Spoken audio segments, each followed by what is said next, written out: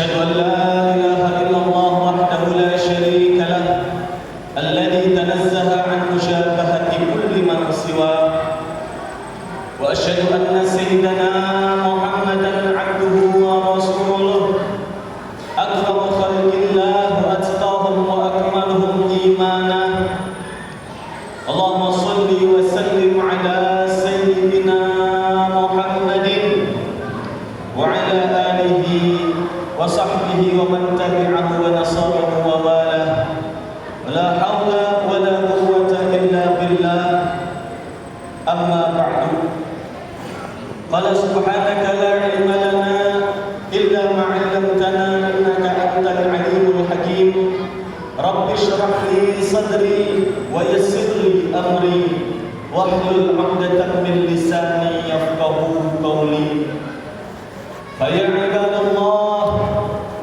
أوصيكم ونفسي بتقوى الله وطاعته لعلكم تتقون.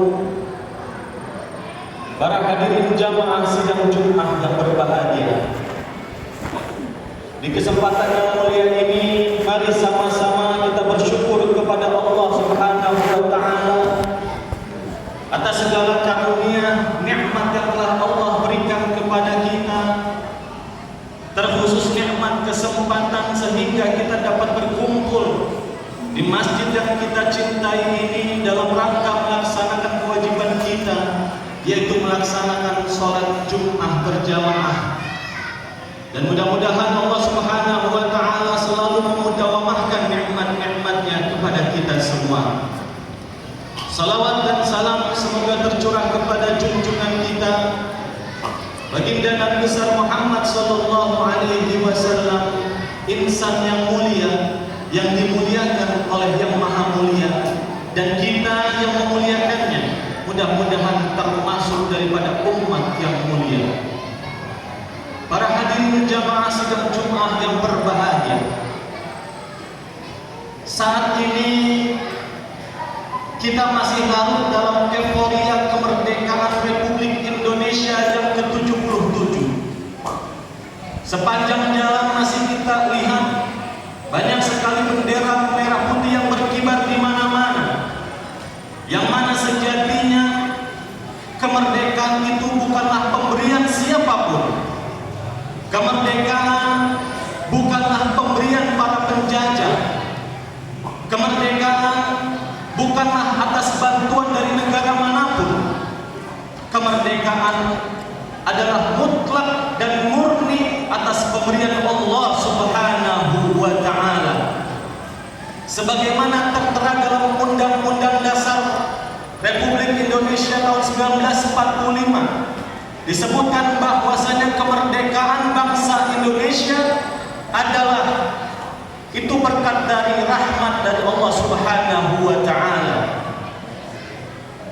Berkat rahmat dari Allah Subhanahu wa taala, kuasa dari Allah Subhanahu wa taala yang diikhtiarkan oleh para pejuang kita, para ulama kita, yang mana mereka menumpahkan darahnya demi memerdekakan negara Republik Indonesia.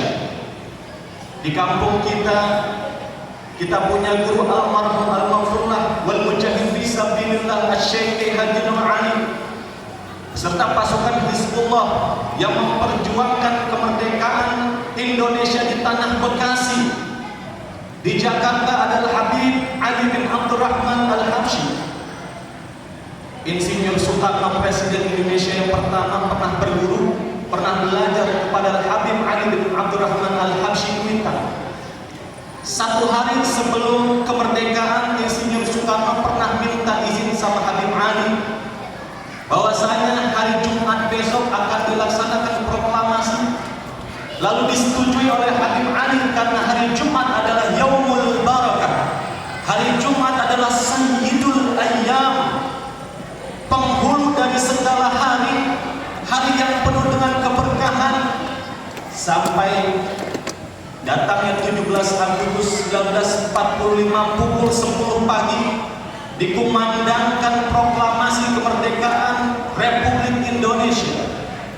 Dan setelah sholat Jumat, Al-Habib Ali bin Abdurrahman Al-Habsyi menyerukan kepada para jamaahnya bahwasanya Indonesia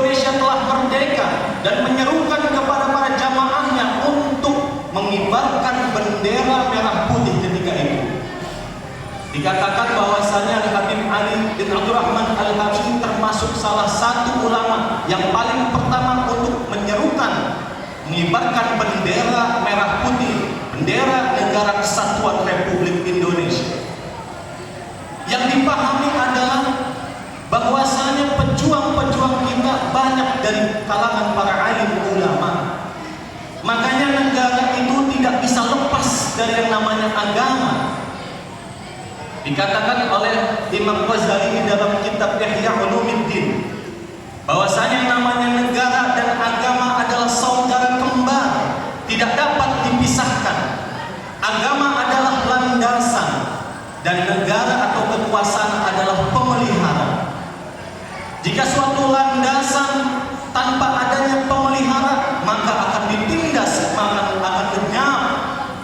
Dan jika suatu pemelihara tidak ada yang namanya landasan, maka akan roboh, maka akan hancur. Sebagaimana kita lihat saudara-saudara kita di luar sana di negara-negara lain yang mana muslimnya minoritas, mereka ditindas oleh pemerintah, mereka disiksa, bahkan ingin dilenyapkan dari negara mereka. Karena yang namanya negara atau kekuasaan harus seiring dengan yang namanya agama. Untuk itu kita bersyukur kepada Allah Subhanahu wa Ta'ala. Kita tinggal di negara Indonesia, kita merasa aman di kampung kita, karena dikatakan oleh ulama min a'zamin ni'am ba'dal iman yakni al-amn.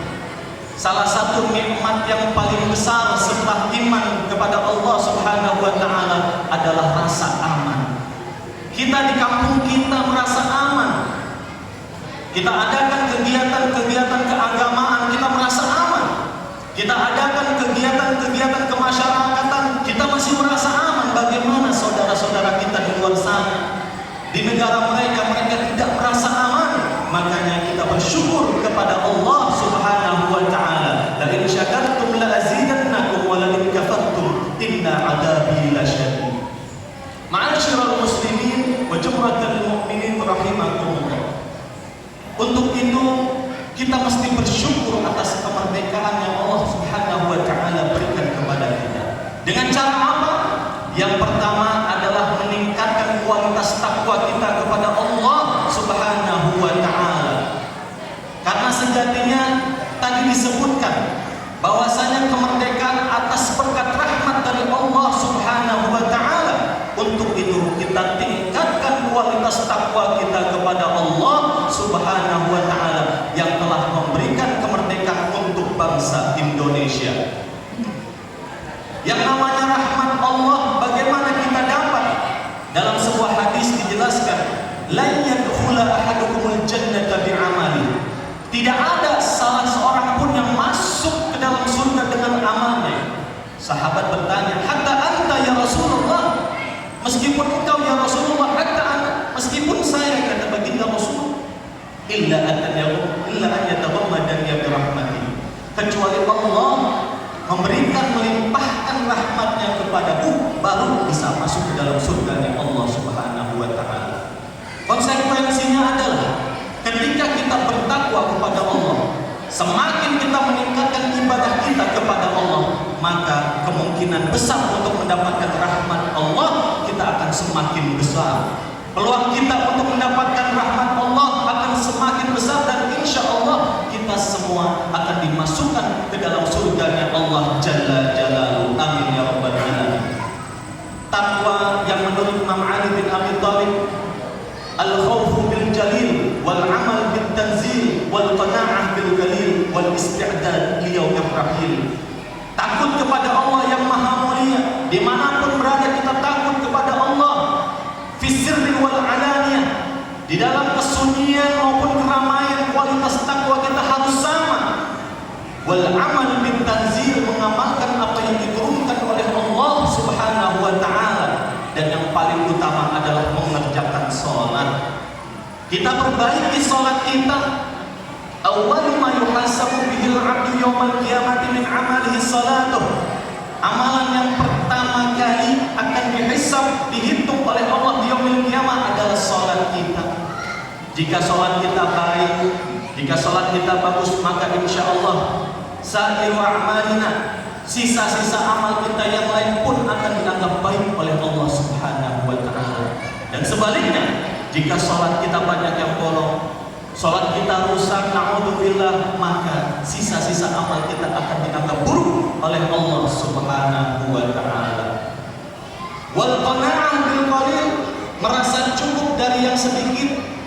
Berapapun rezeki yang kita dapatkan dari Allah, kita syukuri. Karena Allah Subhanahu wa Ta'ala memberikan apa yang kita butuhkan, bukan apa yang kita inginkan. Jadi kita bersyukur atas segala karunia nikmat yang Allah berikan kepada kita semua.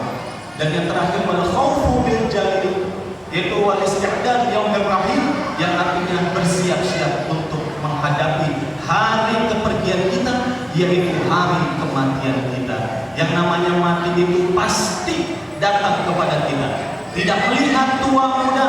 Idza jaa ajaluhum la yastakhiruna sa'atan wa la yastaqdimun. Ajal sudah datang kepada kita, tidak bisa kita majukan, tidak bisa kita mundurkan. Sudah pasti datang kepada kita. Lalu bagaimana persiapan kita untuk menghadapi hari kematian kita? Jadikan masa-masa hidup kita, di sisa umur kita, untuk sebagai ladang amal kita menghadapi hari kematian kita. Ma'asyiral muslimin rahimakumullah. Dan yang kedua, untuk mensyukuri kemerdekaan Republik Indonesia adalah amar ma'ruf nahi munkar. Terus kita serukan yang namanya kebaikan, kita cegah yang namanya kemungkaran. Apalagi di zaman sekarang ini sudah banyak kemungkaran yang merajalela. Banyak orang yang merasa bangga ketika melakukan perbuatan dosa. Mereka flexing, merasa bangga terhadap perbuatan dosa, dipamerkan di media sosial, dipamerkan di Instagram, dipamerkan di YouTube. Mereka melakukan perbuatan dosa.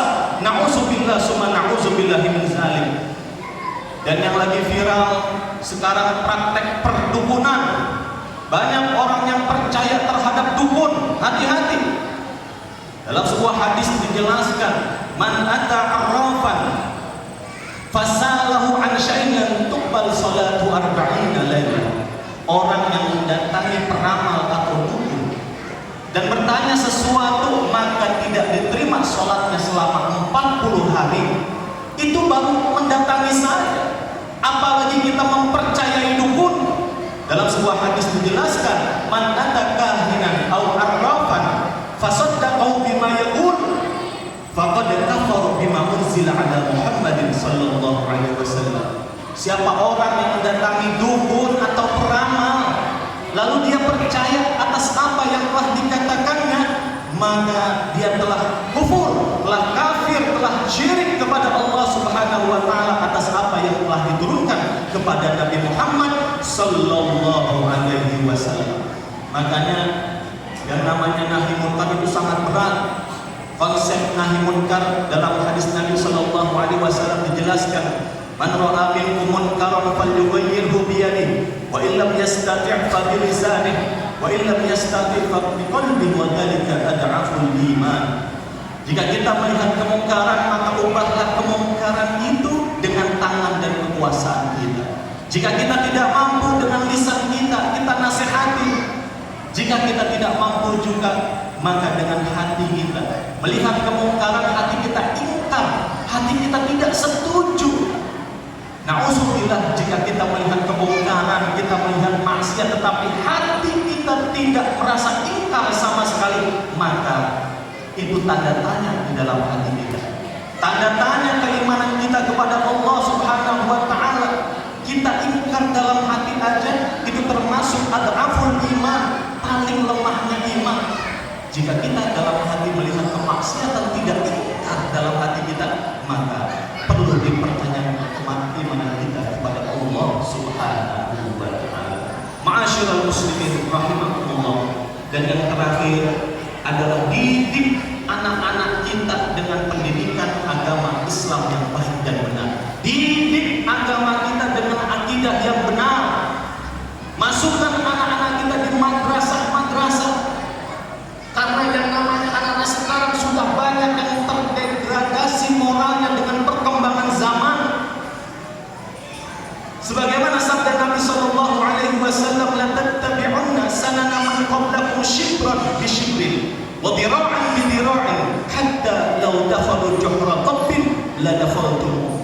Sungguh kalian akan mengikuti jejak-jejak orang sebelum kalian, shibran bi shibrin, jengkal demi jengkal, hasta demi hasta, sampai jika mereka masuk ke dalam lubang biawak niscaya kalian mengikutinya. Siapa orang-orang sebelum kalian? Adalah orang-orang Yahudi dan orang Nasrani. Makanya kita didik anak-anak kita dengan pendidikan agama yang baik, akidah yang benar, supaya ke depannya anak-anak kita punya rem dalam kehidupannya. Karena pergaulan anak sekarang sungguh dahsyat, sungguh luar biasa. Kita sebagai orang tua harus benar-benar memperhatikan perkembangan anak-anak kita di zaman sekarang ini. Mudah-mudahan di situasi kemerdekaan kita, Allah Subhanahu wa Ta'ala selalu menjaga kemerdekaan kita. Negara kita dijadikan baldatun thayyibatun wa rabbun ghafur, dan kita semua yang hadir pada Jumat ini mudah-mudahan kita semua digolongkan oleh Allah Subhanahu wa Ta'ala termasuk daripada hamba-hamba Allah yang bertakwa. Amin amin ya rabbal alamin. A'udzubillahi minasyaitonir rajim. Bismillahirrahmanirrahim. Wal 'ashr innal insana lafi khusr illa الذين آمنوا وعملوا الصالحات وتواصوا بالحق وتواصوا بالصبر. بارك الله لي ولكم بالقرآن العظيم ونفعني وإياكم بما فيه من الآيات والذكر الحكيم. أقول قولي هذا وأستغفر الله العظيم لي ولكم ولسائر المسلمين والمسلمات فاستغفروه إنه هو الغفور الرحيم. اللهم صل على سيدنا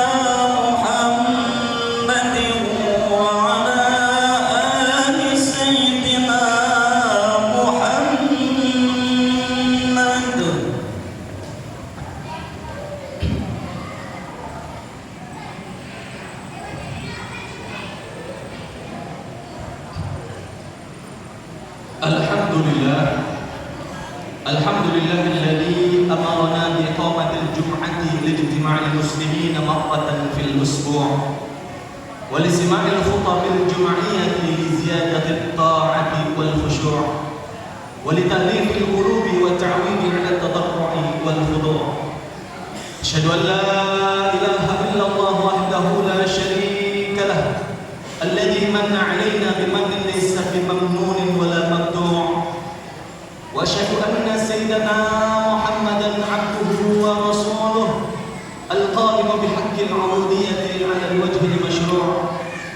اللهم صل وسلم على سيدنا محمد وعلى آله وأصحابه الذين يذكرون الله عند القيام والقعود والصحب والهجوع.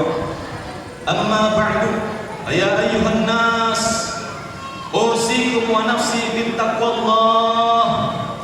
اتقوا الله وافعلوا الخيرات واجتنبوا عن السيئات وحافظوا على الصلوات وحضور الجمعة والجماعات.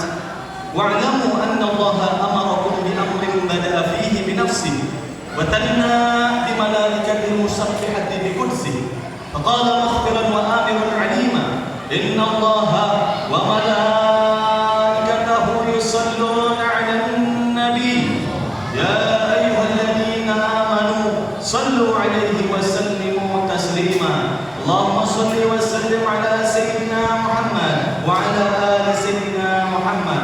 اللهم ارض عن الخلفاء الراشدين سيدنا أبي بكر وعمر وعثمان وعلي وعن بقية الصحابة رسول الله أجمعين وعن التابعين وتابع التابعين ومن تبعهم بإحسان إلى يوم الدين وعلينا ومعهم برحمتك يا أرحم الراحمين.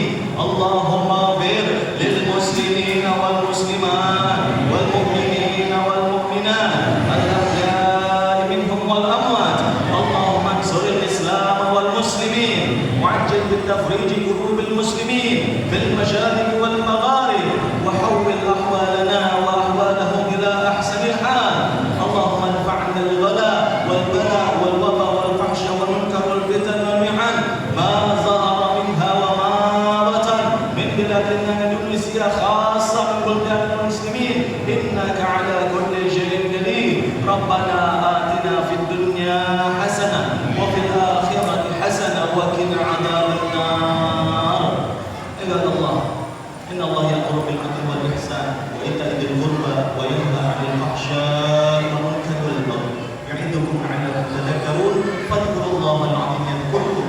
nashkuru